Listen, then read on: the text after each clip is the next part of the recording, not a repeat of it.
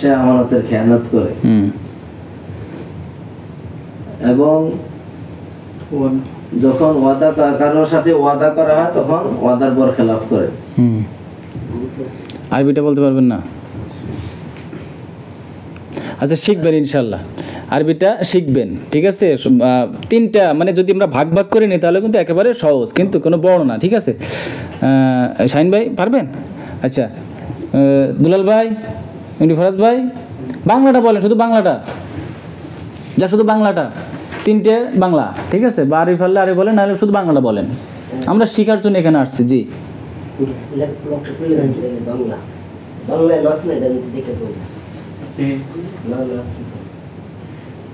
السلام عليكم ورحمة الله وبركاته. وعليكم السلام ورحمة الله. عن أبي هريرة رضي الله عنه عن النبي قال آية المنافق ثلاث إذا حدث كذب وإذا وعد أخلف وإذا أؤتمن أخان. ما شاء الله. জি, বাংলা বলেন। বাংলা কথায় মিথ্যা বলা। হযরত আবু হুরায়রা রাদিয়াল্লাহু বর্ণিত, রাদিয়াল্লাহু তাআলা আনহু থেকে বর্ণিত,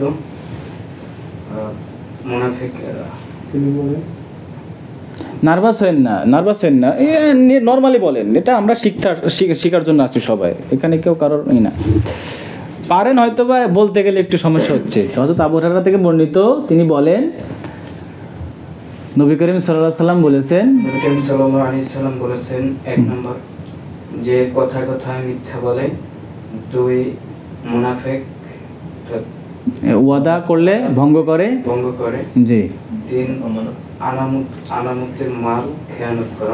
একজন মানুষ কিছু সাবান তার কাছে আলামত রাখলে এটা খেয়ানত করে। জি, মাশাআল্লাহ মাশাআল্লাহ, আমার ভাই বলছেন। তো এখন আমির ভাই, আচ্ছা, সিকে রবিউল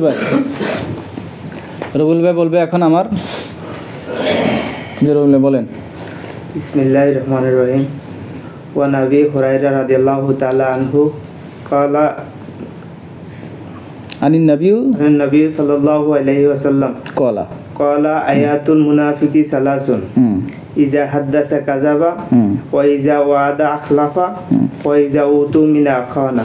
মাশাআল্লাহ। জি, অর্থ হযরত আবু হুরায়রা রাদিয়াল্লাহু তাআলা আনহু থেকে বর্ণিত, রাসূল সাল্লাল্লাহু আলাইহি ওয়াসাল্লাম বলেন, মুনাফিকের চিহ্ন তিনটি: যখন কথা বলে তখন মিথ্যা বলে, যখন ওয়াদা করে তা খেয়ানত করে, আর যখন তার কাছে কোনো কিছু আনামত রাখা হয় তা খেয়ানত করে।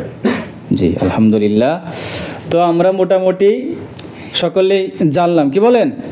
ইনশাল্লাহ যারা আমরা পারি না, আমরা সবাই আবার শিখবো, কি বলেন? ইনশাল্লাহ হয়ে যাবে, ইনশাল্লাহ। আমরা এখানে সবাই শিখতে আসছি, কি বলেন? কারণ আমরা দেশে থাকতে আমরা শিখতে পারি নাই, হয়তো বা মাদ্রাসায় যেতে পারি নাই, গেলেও অনেকে শিখতে পারি নাই। তো প্রবাসী জীবনে আমরা এসেছি মূলত কাজ করার উদ্দেশ্য। তা আমরা এই যে সকলে মিলে এখানে বসে একটু শিক্ষা করছি, এটাই তো আল্লাহর কাছে অনেক, বলেন? আলহামদুলিল্লাহ। ইনশাআল্লাহ আমরা শিখবো সকলে, কি বলেন? তো এখন দ্বিতীয় বিষয় এটা গেল যে আমরা আগামী সপ্তাহের জন্য এই হাদিসটা রাখবো না, আগামী সপ্তাহে আমরা আরেকটি হাদিস ইনশাআল্লাহ গ্রুপে দিয়ে দিব, আমরা মুখস্থ করে আসবো, কি বলেন? ইনশাআল্লাহ। তো এখন আমাদের তৃতীয় প্রোগ্রাম কি? মাসাইল ওযু গোসলের জি সম্পর্কে। জি, এখন আমরা দৈনন্দিন জীবনে আমাদের চলতে গেলে আমাদের কিছু মাসলা মাসাইল জানতে হয়, তাই না?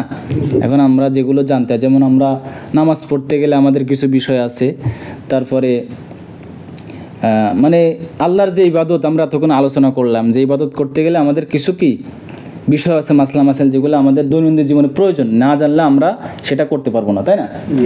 তো এক নম্বর হচ্ছে পবিত্রতা। আমরা এখন নামাজ পড়বো, হজ করব, যাই করতে চাই, আমাদের কি প্রথম কি? পবিত্রতা। আল্লাহ বলছেন, আমি পবিত্র, তোমাদেরকে আমি পবিত্র করতে চাই। যারা পবিত্র ছাড়া আল্লাহ কোনো কিছু গ্রহণ করেন না। তো আমরা যেমন নামাজ পড়বো, নামাজ পড়তে গেলে আমাদের প্রথমে কি লাগে? অজু করার লাগে, তাই না? নামাজের অন্যতম শর্ত কি? অজু। তো জি, তো অজুর ফরজ কয়টি? অজুর ফরজ কয়টি? সকলে বলেন। 4টি। জি, একসাথে বলেন। তো তরিকুল ভাই আগে বলেন। ওযুর ফরজ 4টি। এক নম্বরে সমস্ত মুখমণ্ডল ভালোভাবে ধুতে করা। জি। দ্বিতীয় নম্বর দোনো হাতের কনুই সহ ধোয়া। জি তৃতীয় নম্বর মাথা মাসে করা। জি চতুর্থ নম্বর দোনো পায়ে টাকনু সহ ধোয়া। মাশাআল্লাহ। আচ্ছা, গোসলের ফরজ কয়টি বলতে পারবেন? গোসলের ফরজ 3টি। জি রোজা না থাকলে গলগলার সহিত কুলি করা। জি দ্বিতীয় নাম্বার সমস্ত শরীর ভালোভাবে ধুত করা। না, নাকের নরম নরম জায়গা পর্যন্ত পানি পৌঁছানো। পৌঁছানো। হ্যাঁ, তৃতীয় নাম্বার সমস্ত শরীর ভালোভাবে ধুত করা। দৌত করা। জি, তায়াম্মুমের ফরজ 3টি। কি কি? 2 হাত মাটির সাথে রাখে প্রথমে তায়াম্মুমের নিয়ত করা। তায়াম্মুমের নিয়ত করা। দ্বিতীয় নাম্বার 2 হাত মাটির সাথে লাগিয়ে মুখমণ্ডল করা। মাসেও করা। হ্যাঁ, মাসে করা। তৃতীয় তারপরে সে হাত দিয়ে আবার দোনো কোনো সহ মাসেও করা। জি, মাশাআল্লাহ মাশাআল্লাহ। আমার রবিউল ভাই পারছেন, আসলে সবাই পারি, অর্থাৎ বলতে গেলে আমাদের হয়। আর কোনো ভাই বলবেন? জি, নূর হোসেন ভাই বলেন। উজুর ফরজ কয়টি? উজুর ফরজ 4টি। জি, কি বলেন? 1 নম্বর সমস্ত মুখ ভালোভাবে ধুতে করা। 2 নম্বর দোনো হাতে কনুই সহ ধুতে করা। জি, মাথা মাসে করা। দোনো পায়ে টাকনু সহ ধুতে করা। মাশাআল্লাহ। তারপরে গোসলের ফরজ? গোসলের ফরজ 3টি। জি, রোজা না রাখলে গলগলার সহিত কুলি করা। নাকের নরম অংশ পর্যন্ত পানি পৌঁছে দেওয়া। সমস্ত শরীর ভালোভাবে ধুতে করা। মাশাআল্লাহ। তায়াম্মুমের ফরজ 3টি। কি? নিয়ত করা।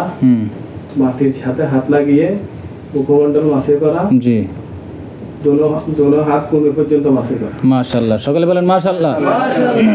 জি, মাইনুদ্দিন ভাই বলেন, আপনি বলেন ওযুর ফরজ।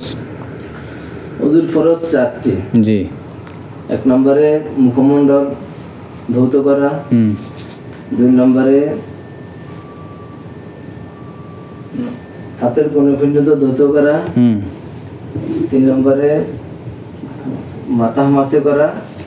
4 নম্বরে পায়ের টাকনু পর্যন্ত ধৌত করা। জি, এবার গোসলের ফরজ? গোসলের ফরজ 3টি। 1 নম্বরে রোজা না থাকলে গড়গড়ার সহিত কুলি করা। 2 নম্বরে 2 হাতের কোণে পর্যন্ত ধৌত, নাকের নরম জায়গা পর্যন্ত পানি পৌঁছানো। 3 নম্বরে উত্তম রূপে শরীর ধৌত করা। মাশাআল্লাহ। তায়াম্মুমের ফরজ? তায়াম্মুমের ফরজ 3টি। 1 নম্বরে নিয়ত করা। 2 নম্বরে মাটির সাথে হাত লাগিয়ে মুখমণ্ডল মাসে করা। 3 নম্বরে 2 হাতের কোণ পর্যন্ত মাসে করা। মাশাআল্লাহ মাশাআল্লাহ। জি, আর কোনো ভাই বলবেন? আমির ভাই বলবেন? জি, বলেন। গোসলের ফরজ বলেন, দরকার এখান থেকে বেরিয়ে গেলে বলেন। জি, 1 নম্বরে মুখমণ্ডল করা, ধৌত করা। 2 নম্বরে হাতে কনুই সহ ধোয়া। জি, 3 নম্বরে মাথা মেসওয়াক করা, মাসে করা। 4 নম্বরে দোনো পায়ের টাকনু গিরা সহ ধোয়া। মাশাআল্লাহ মাশাআল্লাহ বলেন। জি, তারপরে গোসলের ফরজ? গোসলের ফরজ 3টি। 1 নম্বরে মুখমণ্ডল করা। 1 নম্বরে রোজা না থাকলে গলগলা সহ কুলি করা। 2 নম্বরে নাকের নরম জায়গা পর্যন্ত পানি নেওয়া। 3 নম্বরে সমস্ত শরীর ধৌত করা। মাশাআল্লাহ। তায়াম্মুমের ফরজ 3টি। জি, 1 নম্বরে নিয়ত করা। 2 নম্বরে দোনো হাত মাটির সাথে লাগিয়ে মুখমণ্ডল করা। 3 নম্বরে দোনো হাতে কনুই সহ ধোয়া। মাশাআল্লাহ মাশাআল্লাহ। জি, আর কোনো ভাই বলবেন? আচ্ছা, আমরা জানি সবাই, তাই না? ইনশাআল্লাহ চলে বলবেন? আচ্ছা, বলেন ভাই বলেন। বলতে আমরা অনেকে জানি, কিন্তু আসলে বলতে গেলে হয় না। ঠিক আছে, ইনশাআল্লাহ হয়ে যাবে ইনশাআল্লাহ। সকলের আমরা শিখার জন্য আসছি। প্রথমে ওযুর ফরজ বলেন। ওযুর ফরজ কয়টি? ওযুর ফরজ 4টি। জি, কি? 1 নম্বরে সমস্ত মুখমণ্ডল ধুত করা।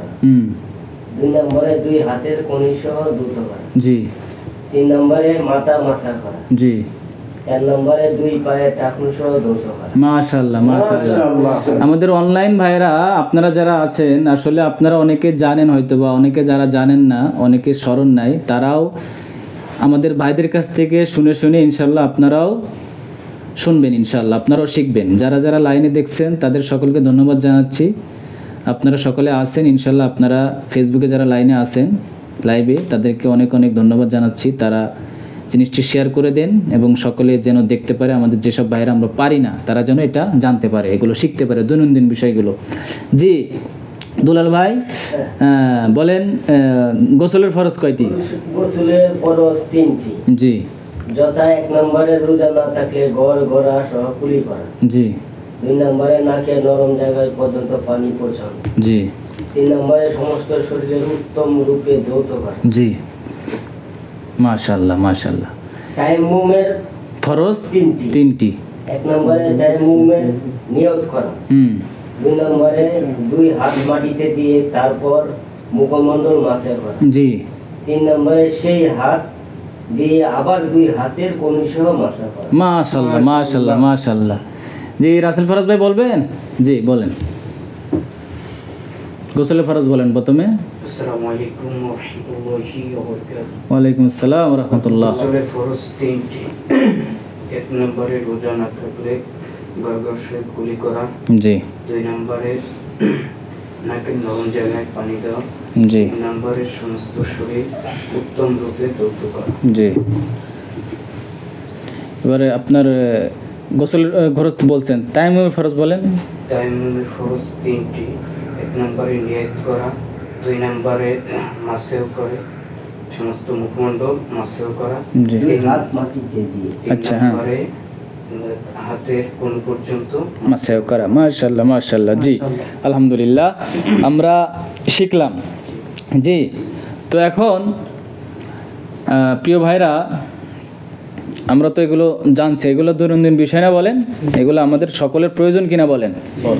যেগুলো ফরজ, অর্থাৎ ফরজগুলো না হলে আমাদের সম্ভব না, কোনো মতেই হবে না, নামাজ হবে না, ইবাদত হবে না। ঠিক আছে, যে কিছু কিছু ইবাদত যেগুলো এগুলো পবিত্রতা না হলে হবে না। অনলাইনে আমার ক্লাস ফ্রেন্ড, আমার দোস্ত রাকিব হোসেন, উনি দেখছেন মাশাআল্লাহ, উনি আমার ক্লাস ফ্রেন্ড, একসাথে আমরা লেখাপড়া করছি। এরপরে আমার আরও একজন বড় ভাই এমডি বুলবুল ইসলাম, উনিও দেখছেন। আমার আরেকজন ভাই দুলাল আহমেদ, উনিও দেখছেন। আলামিন হোসেন রাজ, উনিও দেখছেন। মাশাআল্লাহ, যারা আপনারা এখন দেখছেন তাদেরকে অনেক অনেক ধন্যবাদ। তারা আপনারা অবশ্যই শেয়ার করে দিন যেন সকল ভাইয়েরা আমাদের জানতে পারে, এবং যারা পরবর্তীতে দেখবেন ইনশাআল্লাহ তা সকলকে জানাই আন্তরিক মোবারকবাদ। আপনারা আমাদের সাথে থাকবেন। আমরা প্রতি সপ্তাহে ইনশাআল্লাহ কিছু কিছু এসব বিষয়গুলো আমরা দৈনন্দিন ইসলামিক মৌলিক বিষয়গুলো নিয়ে আমরা আলোচনা করব, কি বলেন? ইনশাআল্লাহ। তো এখন আচ্ছা, আমরা যে তায়াম্মুমের কথা বলতেছি, আমরা কি তায়াম্মুমের কথা জানি? তায়াম্মুমটা আসলে কি? জি একটু ধারণা নিই আমরা, কি বলেন? জি তায়াম্মুমটা হচ্ছে আপনার পানি না থাকলে, ওযুর বিকল্প পানি না থাকলে যেটার মাধ্যমে পবিত্রতা অর্জন করা যায় ওটাকে বলে কি? তায়াম্মুম। অর্থাৎ মাটি দ্বারা যেই জিনিসটা করা হয়। তায়াম্মুমটা কিন্তু বিধানটা নাজিল হয়েছে হযরত মা আয়েশা রাদিয়াল্লাহু তাআলা আনহা উপরে আল্লাহ এই বিধানটি নাজিল করেছেন। সুবহানাল্লাহ বলেন। কারণ কোনো একটি যুদ্ধ ফেরার পথে রাসূল সাল্লাল্লাহু আলাইহি ওয়াসাল্লাম যখন যুদ্ধ থেকে ফেরত যাচ্ছেন, তখন কিন্তু মা কে ছিলেন? আয়েশা রাদিয়াল্লাহু তাআলা আনহা ওই যুদ্ধে অংশগ্রহণ করছেন, ওনার সাথে ছিলেন। তো তখন কিন্তু উনি, আমরা সৌদি আরব তো আমরা আছি, আমরা তো জানি যে কত হাজার হাজার মাইল কি মরুভূমি, তখন তো আরো বেশি ছিল, তাই না? একটি মরুভূমিতে যুদ্ধের পরে যখন ফেরত যাচ্ছে, ঠিক আছে, হঠাৎ করে তার একটা গলার লকেট বলেন মানে হার হারাই গেছে। তখন উনি ওটা খোঁজার জন্য আবার মনে করেন যে সেই জায়গায় গেছে, যাওয়ার পরে ওখানে তখন কি করতেছে, আপনার খুঁজতেছে, খুঁজে খুঁজে পাচ্ছে না। তখন কিন্তু নামাজের সময় হয়ে গেছে, কিন্তু তখন কোথাও পানিও পাচ্ছে না। তখন সাহাবীরা অন্যান্য সবাই একটু মানেই বলতেছে আমাদের নামাজ সময় চলে যাচ্ছে, আমরা কি করব? ঠিক আছে, একটু সবাই মানে হতাশাগ্রস্ত হয়ে গেছে। তখন আল্লাহ পাক রব্বুল ইজ্জাত কোরআনের আয়াত নাজিল করে দিয়েছেন যে তোমাদের ভয় নাই, কি আমি তোমাদের জন্য তায়াম্মুমের ব্যবস্থা করে দিই। সুবহানাল্লাহ বলেন। আল্লাহ দেখেন কত সুন্দর করে দিয়েছেন। তখন আমরা কি তায়াম্মুম করা, অর্থাৎ তোমরা যে মাটি আছে মাটি দিয়ে কি করো? তায়াম্মুম করে পবিত্র অর্জন করো। সুবহানাল্লাহ, এটা হচ্ছে তায়াম্মুম। তো জি প্রিয় ভাইরা, তাহলে আমরা জানলাম আজকে প্রথমে কি জানলাম? সূরা ফাতিহার সংক্ষিপ্ত দার্স শুনলাম। তারপরে কি শুনলাম? যে আমরা একটি অর্থসহ রাসূল সাল্লাল্লাহু আলাইহি ওয়াসাল্লামের হাদিস শুনলাম মুনাফিক সম্পর্কে। 3 নম্বর কি শুনলাম? মাসালা মাসাইল। আমরা ওযু, গোসল এবং তায়াম্মুমের ফরজগুলো শিখলাম। আগামী সপ্তাহে থাকবে আমাদের নামাজ পড়ার জন্য যে আমাদের দৈনন্দিন প্রয়োজন, নামাজের যে ফরজগুলো, নামাজের বাহিরে কয়টি ফরজ আছে? 7টি ফরজ, ভিতরে 6টি ফরজ, অর্থাৎ আরকান আহকাম কয় ফরজ? 13 ফরজ। এই 13টি ফরজ আমরা আগামী সপ্তাহে মুখস্থ করবো ইনশাআল্লাহ, কি বলেন? এবং হাদিস, আগামী সপ্তাহে যে আমরা হাদিস পড়বো, হাদিসে আমরা যে হাদিসটা আমরা মুখস্থ করবো ইনশাআল্লাহ আমি আপনাদেরকে গ্রুপে দিয়ে দেবো, আপনারা মুখস্থ করবেন ইনশাআল্লাহ, কি বলেন? এবং আগামী সপ্তাহে আমাদের আরেকটা দার্স থাকবে, আপনারা সবাই ওই দার্সটাও একটু দেখবেন ইনশাআল্লাহ, ঠিক আছে? তো আমাদের অনলাইনে আমাদের যুক্ত হয়েছেন আমাদের প্রিয় মোহতারাম কামরুল ইসলাম ভাই এবং আমার মামা একে আবির খান। আপনাদের সকলকে অনেক অনেক মোবারকবাদ ও সালাম, আপনারা আমাদের সাথে যুক্ত হয়েছেন। তো প্রিয় ভাইরা, আজকে আমাদের তাহলে আমরা 3টি বিষয় জানলাম। তো এখন আমরা অনলাইন থেকে বিদায় নিই, কি বলেন? আল্লাহ পাক রব্বুল ইজ্জাত আমরা যে যতটুকু শুনেছি, আল্লাহ পাক রব্বুল ইজ্জাত আমাদেরকে এগুলো সকল কিছু মেনে জেনে বুঝে শোনার তৌফিক দান করুক, বলেন আমিন। আমল করার তৌফিক দান করেন, সকলে বলেন আমিন। আমরা যেন বিদেশের ফাঁকে, বিদেশে কাজের ফাঁকে এসে, আমরা তো প্রতি মুহূর্ত আমরা নিজেদের জন্য কাজ করতেছি। এই যে আপনারা, আমি আপনি সংসারের জন্য কাজ করতেছি, পরিবারের জন্য অর্থ উপার্জন করছি, এটাও কিন্তু আল্লাহ ইবাদত। যদি আমি সরল সঠিক পথে, আল্লাহর বিধান পথে করি, যদি কোনো হারাম না থাকে, কিন্তু তারপরেও আল্লাহ যে বিধানগুলো খাস করে দিয়েছেন, কিছু কিছু বিধান, নামাজ, রোজা, হজ, যাকাত, কোরআন, এগুলো যদি আমরা দৈনন্দিন জীবনে কিছু, যেহেতু আমরা শিখতে পারি নাই, অনেকে শিখেছি কিন্তু বিদেশে এসে ওই কাজের পিছনে ঘুরতে ঘুরতে ঘুরতে এগুলো কিন্তু আমরা আর কেউ জানি না।